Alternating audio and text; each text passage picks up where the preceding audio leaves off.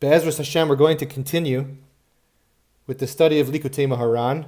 We are in Torah Aleph, Likutei Moharan number 1, and we are in Siv Beis, number 2. And in the previous year, Rabbi Nachman taught us about the idea that every Jew has to seek out the inner intelligence in every matter. Why?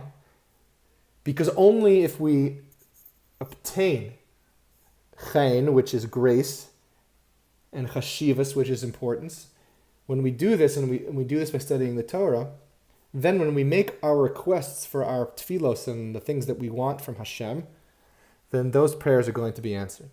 But if we don't do this, then they're not going to be answered. And in the context of this, Rabbi Nachman is going to talk about the Yetzer HaTov and the Yetzer Hara, the good inclination and the bad inclination. And he's going to combine and connect these lessons to the previous year. And he's going to darshan a pasuk in Koheles, which translates to that it's better that there's a youth who is poor and wise than an old and foolish king who no longer knows how to care for himself. So Rabbi Nachman continues. V'zeh bechinas Yetzer Tov v'Yetzer Hara. This is the good inclination and the evil inclination. Ki ha'Yetzer Tov nikra miskein v'chacham. Because the good inclination is called poor and wise. Bechinas Malchus. This corresponds to the Sephira of Malchus. How does it do that? Shehi bechinas aniya v'dalla deleisla migar maklum. Because it's an aspect of that's poor and needy, in the sense that it doesn't have anything of its own to share. It only gets what it receives from Chokhmah. Mashi makabelas mechokhmah. And Rabbi Nachman compared this idea to the moon. The moon, we know, does not have its own source of illumination, a self-illumination. It receives light from the sun, and from the sun it reflects light, and that's why we see what appears to be moonlight. But the moon in and of itself does not actually give off any kind of light. So too with Malchus. Malchus, kingship, is the lowest or the last of the Sfirot. And so it doesn't give off light like the other Sfirot, spiritual light. Rather, it receives. So it doesn't have anything of its own. It gets what it gets from Chokhmah, from wisdom and the other Sfirot. And therefore it's called poor and needy, because it doesn't have anything of its own. V'Yetzer Hara nikra melech zakeinu chasil. But the evil inclination is called an old and foolish king. Why? Bechinas malchus de sitra achra. Because the evil inclination is corresponding to malchus of the other side, the sitra achra. And we mentioned briefly last year that you can look at the world as containing a good side and a bad side. Again, this is a very simplistic view. It's not meant to be an exhaustive description of this Kabbalistic terms, but suffice it to say that each thing has its parallel in the other. Meaning, just like we have the Sphira of Malchus in the kingdom of holiness, like we talked about, so too we have the Sphira of Malchus and the Sitra Achar, the other side, which represents the evil. She'ena chafetze b'chachma v'seichel, which has no desire for wisdom and inner intelligence. It doesn't even care about those things. Bechinas lo yachpos kesil b'tzvuna v'chu. As it says, the fool does not desire understanding. So the malchus of the other side is a fool. And we know that the fool is related to Melech, king, from the verse in Kohelet, an old and foolish king. And then we know that the Yetzer Hara is connected to the Malchus of the other side. And so the Yetzer Hara itself is an old and foolish king. How is it like an old and foolish king? So basically it stumbles and falls along the way. So when you follow the evil inclination, God forbid, and you choose the wrong path, inevitably you're going to come to situations where you're not going to be striding through with complete confidence and success. Because the Yetzer Hara is always going to put obstacles in your path. Because this is not the path that you should be on. It's the path you may have chosen at that moment, but it's not the path that you are supposed to be on.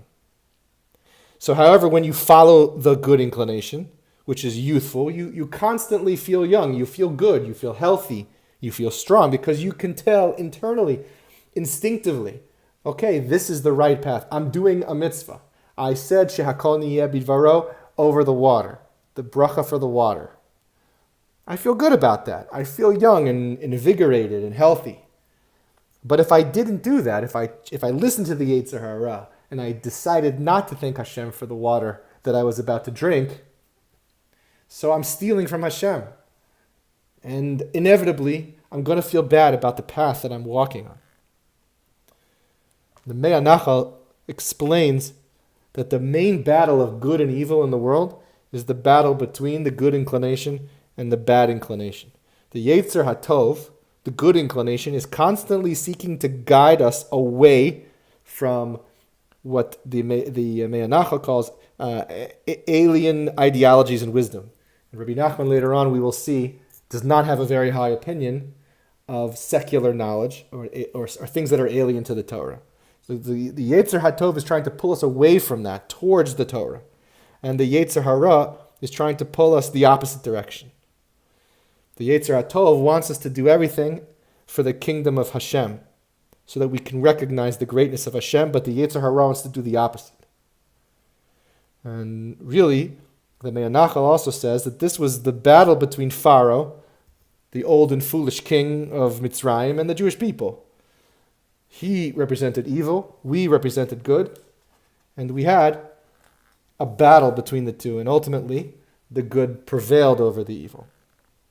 Rabbi Nachman continues. So what are we supposed to do now? We know that there's a good side and a bad side, so what are we supposed to do? So Rabbi Nachman teaches us, V'tzarich kol echad liten koach livchinas machus di kedusha. Each person, every one of us, has to give strength to the kingdom of holiness. V'hisgaber al machus de sitra achra, so that the kingdom of holiness becomes stronger and prevails over the malchus of the other side. Like our sages said in the Gemara in Brachos, Daf Hei Amud Aleph, Le'olam yargiz adam yetzer tov al yetzer hara. A person should always incite or the good inclination against the evil inclination. It's not enough for us to sit back and say, okay, look, I recognize there's a good and there's a bad, but I'm going to let the natural course play out because at the end of the day, I know I'm a good person and everything is going to work out. It's not good to be passive. That is not going to help us to obtain a victory over the Yetzer Hara. The Yetzer Hara is a very powerful and devious force. And it's going to trick us and it's going to test us. We have to actually take action and incite the Yetzer HaTov to prevail. We have to do things that are going to increase our soul's activity for good. So what kinds of things? Studying Torah, doing mitzvahs, being kind, loving everybody, not judging people harshly. All of those good things that require us to actually do an action, as opposed to just sitting around.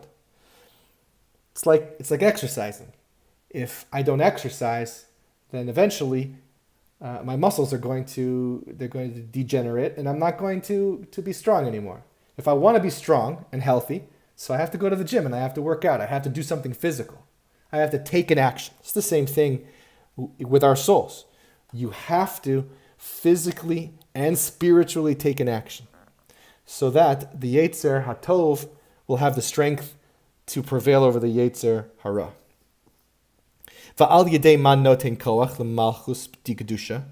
And how do you give strength to the kingdom of holiness? So what's our secret? What's our secret weapon? Our workout regimen?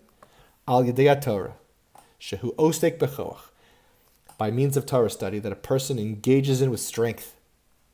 Like our sages said, Sham, there, leolam yargiz, im azil mutav, vim lav, yasak b'Torah. So in the Gemara, our sages are saying to us, we should always incite the Yetzer HaTov to prevail over the Yetzer Hara. And if we're successful, great. And if we're not successful, so what's our secret weapon? Our secret weapon is to engage in Torah study. But not just to simply read words on a page and say, okay, I've done 12 pages of Gemara and I studied the Parsha for this week and I did Pirkei Avos 1,000 times. Do it with energy, with strength, with enthusiasm, because by doing this, it excites and animates the soul and the part of your soul that may be lying dormant. And through this, we can spur on our Yetzer HaTov to do good things and ultimately prevail over the Yetzer Hara. So on the one hand, if we do this on our own, the Chachamim are saying, fantastic, great. If the Yetzer Hara leaves us, great. If not, then we continue to double up and engage in Torah study. That's not to say that we don't have to study Torah until such time as we feel that we're being confronted by the Yetzer Hara. That's not what the Chachamim are saying. What they're saying is, if we see that by our actions and through our studying, we are not accomplishing the banishment of the Yetzer Hara, the evil inclination from our life, so then we have to check the enthusiasm. We have to check the fire that's inside our soul to make sure that the Torah is a living, breathing thing to us. It's alive. We're interacting with it. We're not just simply reading it so that we can get our pages of Daf Yomi done. We're doing it because we want it to become a very part of us. And so that is one of the reasons why we have to, one of the ways we can incite the Yetzer HaTov. And also, our sages taught us, Im paga becha menuval ze mashchehu leveis hamedrash. If this evil person, rogue, accosts you, drag him to the house of study. That's in Kiddushin Daf Lamed Amud Beis. So they taught many ways that the only true power that a person really has to overcome our Yetzer Hara is Torah study, as we mentioned. So Rabbi Nachman talks about, in this part of Likutei Moharan, two different teachings. The first teaching says that we have to incite it against the evil inclination. We have to actively work to make sure that the good inclination can overpower the bad inclination. And if we can't do that, the second lesson calls the evil inclination a bad person, the equivalent of a scoundrel. And so what do we do with this scoundrel to get him set him straight? We drag him forcefully to the Beis HaMidrash, to the house of Torah study. And sometimes we have to physically force ourselves to do this. Rabbi Nachman talks about this in another context. He talks about it as it relates to the idea of joy and happiness. Look, sometimes we're not going to be happy. We don't feel like being joyous because whatever troubles in life have got us down. So Rabbi Nachman says one way that we can get out of that depression and out of that sadness is by physically forcing ourselves to be happy, even if you have to fake it, even if you have to sing out loud, even if you have to be silly. You force your soul to accomplish the destruction of the sadness and the embracing of the goodness. And by doing that, you will overpower the Yetzer Hara. And so he's telling us here that sometimes the Torah study comes very naturally to us. Sometimes we want to do it. We can't wait to open our Sefer, our book. We can't wait to listen to the shiur, the podcast. There's so many wonderful things out there now that we have access to, that we can listen to increase our knowledge. And sometimes you just feel bleh. You just feel I have no motivation. I just want to sit down. I don't want to do anything. I have no fight left in me. And so Rabbi Nachman says, in that case, you got to drag yourself to do it. You got to force yourself to do it. You got to light the fire under you. And we know that sometimes we need a friend, whether it's a chavrusa partner, a learning partner, or a family member, or a good friend, to light a fire under you and say, listen, snap out of it. You've got to be able to push through this. This is just a temptation, a block, the stumbling block that's put there by the Yetzer Hara. And if we look at the inner intelligence, as Rabbi Nachman said in the first sif, if we look at the inner intelligence of everything that we are doing, we can see clearly that this malaise, this laziness, this seeming inability to get a move on really is a lesson for us. It's we're holding the mirror in front of our face and we're saying to ourselves, aha, okay, I'm suffering from this laziness. How do I combat the laziness? I'm going to force start my engine. I'm going to kick start it, and then I'm going to pick up speed, and I'm going to keep on going. V'tzarich kol echad liten koach livchinas machus to gedusha v'hisgaber al machus sitra dachra. Like Rabbi Nachman said earlier, we have to give strength to the kingdom of holiness so that it can overpower the kingdom of the other side. And we do this by Torah study. So Rabbi Nachman is going to continue now. Ki al yedei Torah notein koach lemachus tiktusha. As we just said, by means of the Torah, we give strength to the kingdom of holiness. V'azai, and then, mikabelas hamalchus. Malchus receives, shehi bechinas nun, chiyus shel chachma, shehi bechinas ches. As we mentioned, the sphera of malchus and the letter nun are similar and connected. By giving strength to the kingdom of holiness through Torah study, this malchus, which is really the nun, the malchus nun combination, it receives energy and strength and vitality from chachma, which is the sphera that's above it. And chachma is related to the Hebrew word chet. So now we're going to see v'nitchaber v'nitkasher hachet v'hanun, and you combine and join the letter chet and the letter nun, v'na'aseh or halavana ke'or hachama. And as a result, as the pasuk says, the light of the moon will be like the light of the sun. What do you get when you take the letter chet and you add the letter nun? What word do you get? Of course, you get the word chen, like we talked about, which is grace, which is the grace that's unique to the Jewish people. So, to review, by doing extremely important Torah study that's enlightened, that's enthusiastic, we give strength to the kingdom of holiness. And how do we give that strength? What happens in the spiritual world? So we combine malchus and we combine chokhmah, we combine kingship with wisdom, and we get grace. We get chen. And therefore the light of the moon will be like the light of the sun. When we combine them, they become equal. Malchus receives energy, but can't give off its own energy. It needs help. It needs a partner. And the partner is Chokhmah. Chokhmah gives its energy, it reflects it, sends its shefa, its bounty down to Malchus. So when they combine, then you have a brand new creation, as it were. The Chet and the Nun combine, the Malchus and the Chokhmah combine, and you get Chen, you get grace. And therefore everything will be equal, as it will be, God willing, in the time of Mashiach. Ucheshezekam zenofel. And as it says in Bereshis, and when one rises, the other falls. So we can apply this to the concept of the Yetzer Hara and the Yetzer Hatov. Va'azai nofel v'nitbatel malchus harasha'a. And then the kingdom of evil falls and is nullified.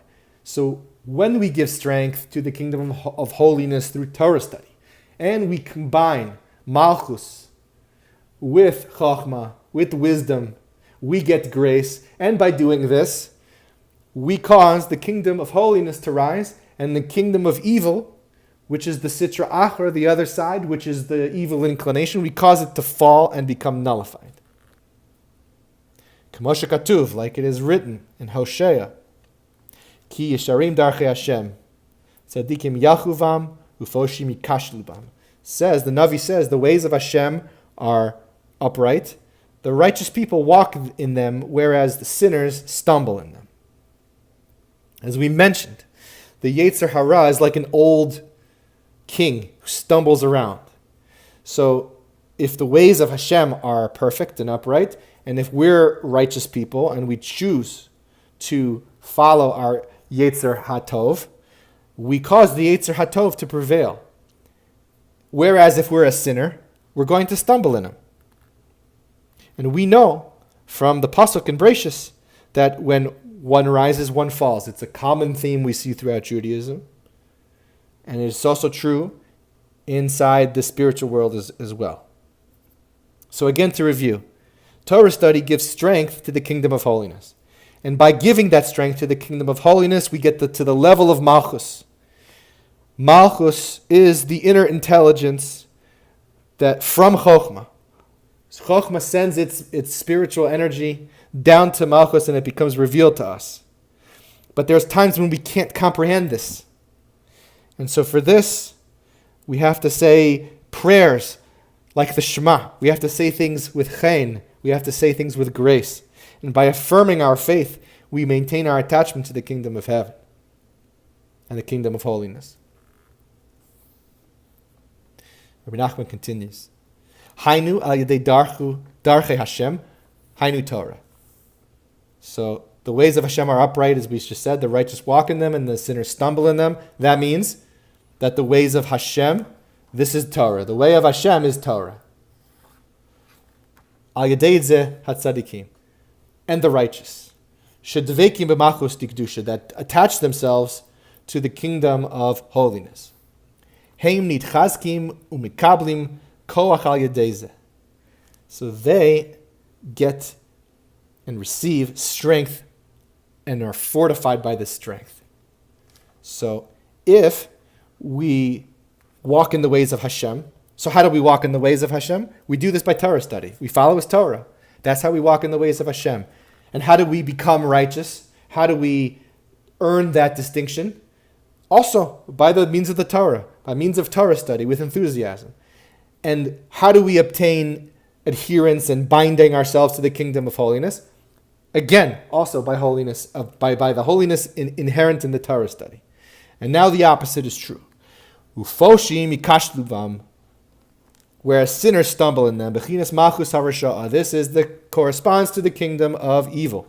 Bechinas hayetzer hara, which we know is the evil inclination. Shenofel v'nichna al yedei Torah, which falls and is humbled. How? How does the yetzer hara fall? How do we vanquish the yetzer hara? As we mentioned, through the means of Torah study, as we mentioned above. So to review this lesson, and we now come to the conclusion of Likutei Moharan 1-2. So by means of the Torah, we learned that we can acquire chen and chashivas, grace and importance, so that our prayers are accepted. We learned this in the first part, Sif Aleph. And so in order to do this, in order to obtain this grace, we have to focus inside of us. We have to look at the inner intelligence, which is really looking at the spirituality that's found in everything. You have to be able to look at every person and see the inherent good.